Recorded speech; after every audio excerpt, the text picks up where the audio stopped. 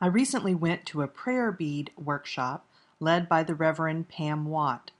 It reminded me how soul-satisfying I find this particular spiritual practice.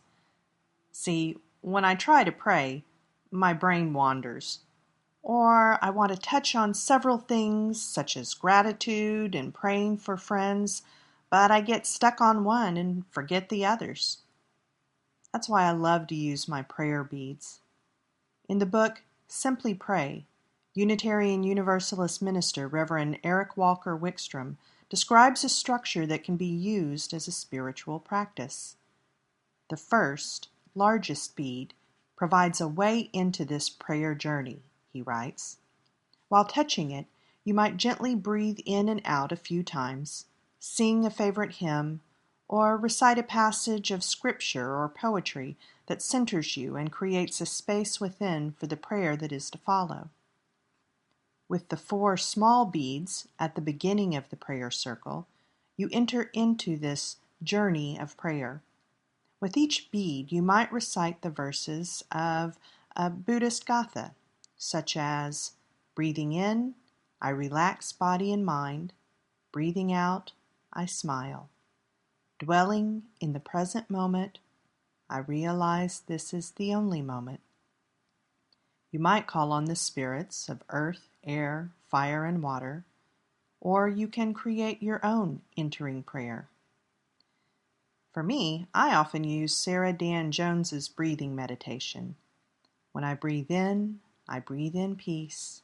When I breathe out love.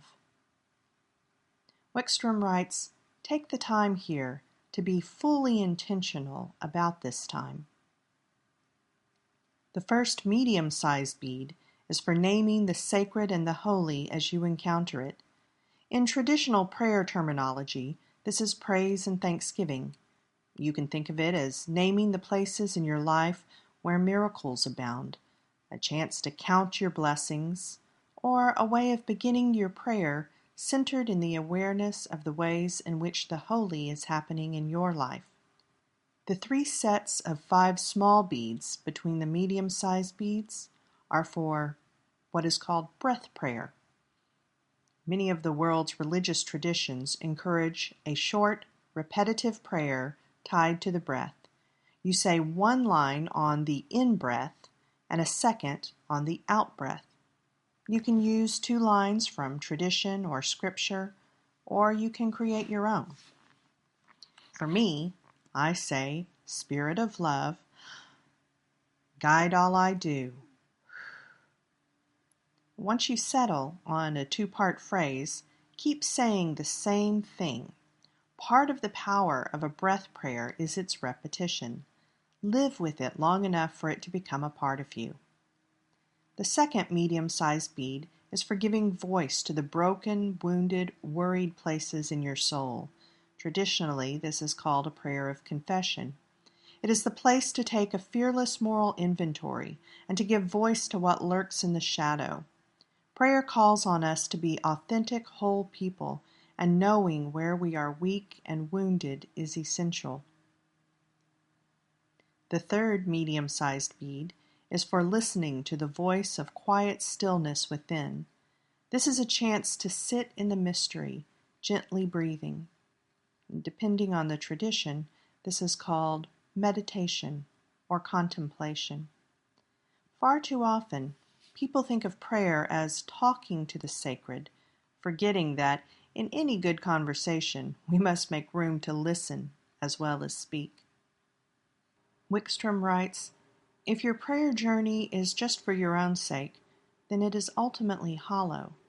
The 4th and last medium-sized bead provides a place to bring the concerns of others, family, friends, communities, the world, into your prayer.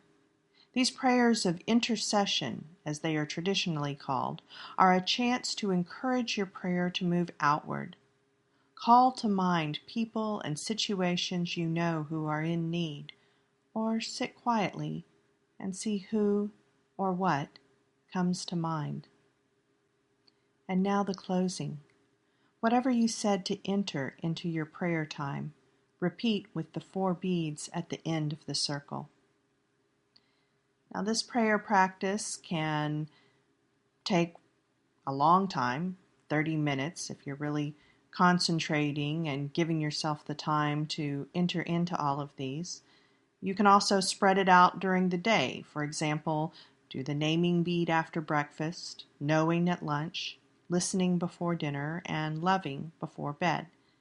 Some people carry their beads with them everywhere and find that simply touching them brings them into a prayerful place. There are no rules for this. This is just one particular structure that might work for you. Feel free to adapt it and find a spiritual practice that helps bring you into awakening.